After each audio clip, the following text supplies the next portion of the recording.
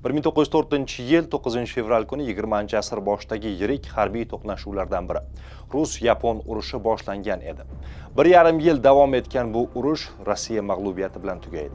Yaponlar Koreya yarim orolini va Xitoyning bir qismini o'z nazoratiga oladi. Rossiya Saxalinni yaponlarga topshirishga majbur bo'ladi. Bugun rossiyalik ayrim shovinistlar millatchilik ruhidagi marshlarida ruslar urushlarda hech yutqazmaganini, Napoleon ham, Gitler ham yanchib tashlanganini aytib qichqirishni yaxshi ko'radi. Biroq yaqin tarixda ruslar mag'lubiyatga uchragan bir urush borki, u hanuzgacha Rossiya manglayida qora tamg'aday bo'lib turibdi. Bu 20-asr boshlarida bo'lib o'tgan Rus-Yapon urushidir. Bu urushda Rossiya quruqlikda ham, dengizda ham Yaponiya armiyasidan mag'lubiyatga uchraydi va 300 ming atrofida askarni yo'qotadi. Ularning bir qismi janglarda, kasalliklardan va boshqa sabablar bilan halok bo'ladi. Qariyb 75 ming kishi yaponlarga asir tushadi.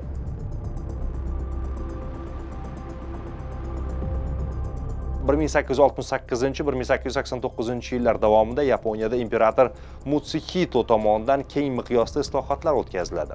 Shundan so'ng Yaponiya imperiyasi agrar davlatdan sanoati rivojlangan mamlakatga aylanadi. 19-asr oxiri 20-asr boshlarigacha Yaponiya o'z qurolli kuchlarini yangi texnikalar, harbiy kemalar bilan ta'minlaydi.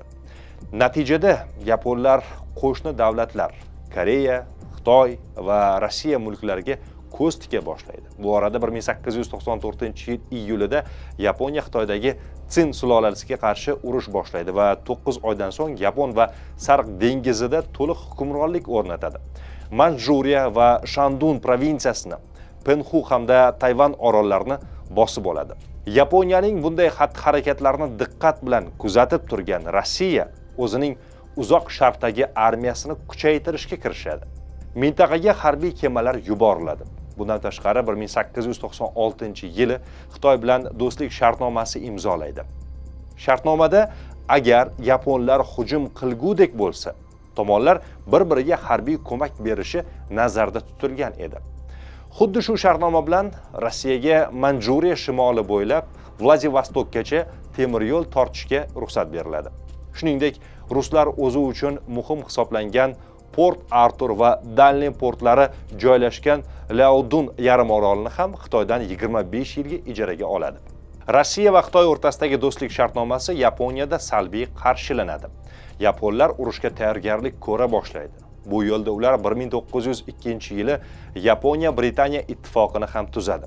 O'sha vaqtda uzoq sharqning turli hududlarida Rossiyaning milliondan ziyod askari bor edi. Shuningdek, Rossiya Tinch okeani flotida 69 ta jangovar kemaga ega bo'lgan va ularning 55 tasini Port Arturda saqlagan. O'z harbiy salohiyatiga juda ishongan Rossiya 1901-1903-yillar mobaynida yaponlardan o'z qo'shinlarini Manjuriyadan olib chiqib ketishni talab qiladi. Biroq Yaponiya bunga rozi bo'lmaydi. Ana shunday vaziyatda Rossiyaning ayrim amaldorlari revolyutsiyaning oldini olish uchun yaponlar bilan urush boshlash va tezda g'alaba qozonish tarafdori bo'ladi. Ammo yakunda aynan shu urush, aniqrog'i undagi mag'lubiyat Rossiya revolyutsiya olovini kuchaytirdi va bir necha yildan so'ng monarxiyaning ag'darilishiga sabab bo'ladi.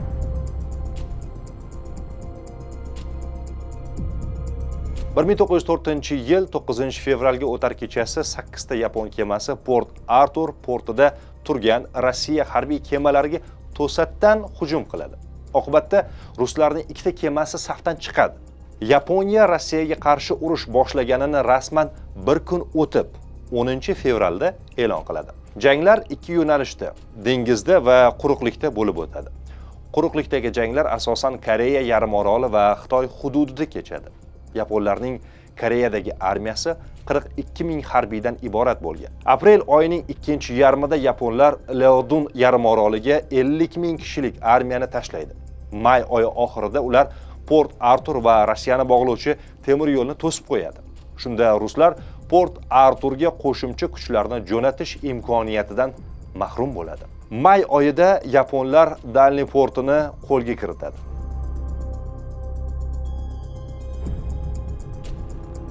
Urush ruslar uchun muvaffaqiyatsiz kechadi va ular barcha frontlarda yutqaza boshlaydi. Jumladan, Koreya yarimorolidagi Yapon armiyasi ruslarni Xitoy hududigacha quvib boradi. Boshqa tomondan, yaponlarning qariyb 50 ming kishilik armiyasi Port Arturni qamal qiladi. Kuzgacha ruslar juda ko'p kemadan ayriladi va ularga Boltiq dengizidan qo'shimcha kuchlar yo'lga chiqadi. Biroq qo'shimcha kuchlar manzilga yetib kela olmaydi. Rossiya kemalari jang ketayotgan hududga yaqin qolganda Yaponiya floti ularning oldini to'sib chiqadi. Bu dengiz jangida ham yaponlar g'alaba qozonadi.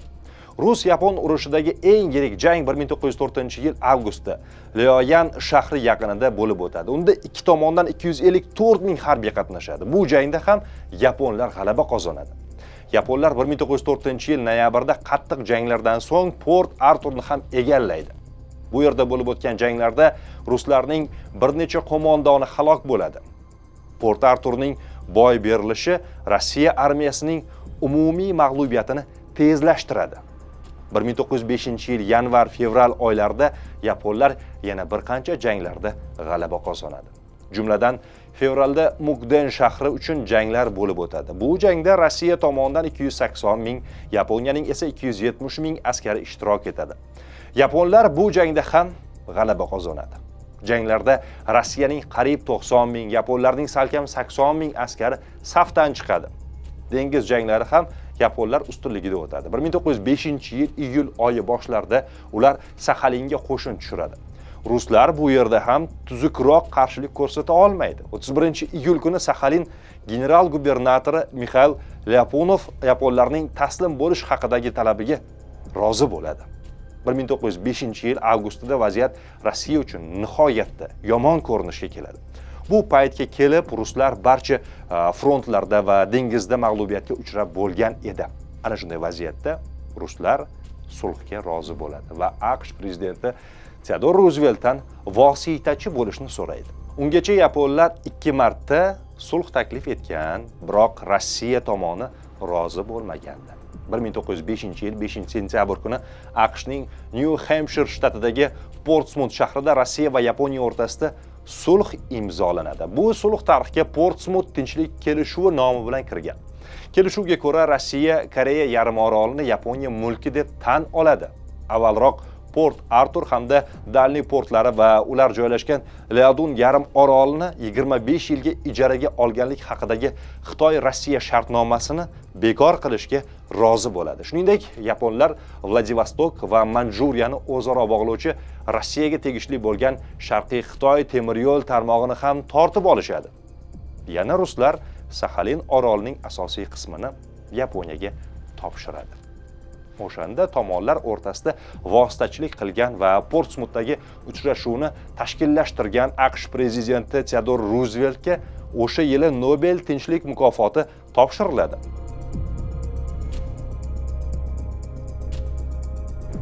Bu urushda Yaponiya jami 1.2 million nafar harbiydan foydalandi.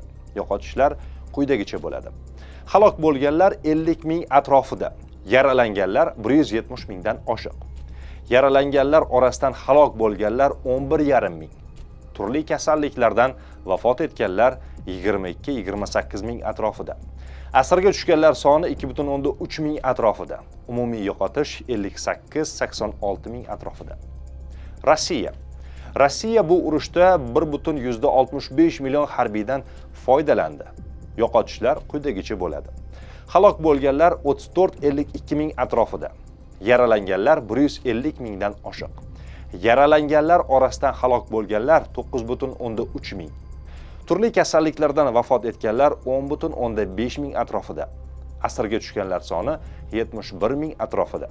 Umumiy yo'qotish 43-120 ming atrofida. Rossiyalik harbiylarning asosiy qismi ikkita yirik jangda asir tushadi. Jumladan yaponlar Port Arturni egallaganda 23 ming, Mukden jangida 21 ming rus askarini asirga oladi. Yaponlar asirlarning asosiy qismini Yaponiyaga jo'natib yuboradi. Portsmouth tinchlik kelishuvi imzolangandan so'ng har ikki tomon o'zidagi asirlarni ozod qiladi. Yaponiyada bo'lib turgan rus asirlari 1906-yilda Rossiyaga qaytadi. Ularning bir qismi Yaponiyada yashab qoladi. Rossiyalik asirlar orasida 10 nafar general, 2 nafar admiral, mingdan ziyod turli unvondagi zobitlar bo'lgan. Qolgan asirlarning asosiy qismi quruqlikdagi qo'shin askarlari edi. Asir olingan matroslar soni 9000 atrofida bo'lgan.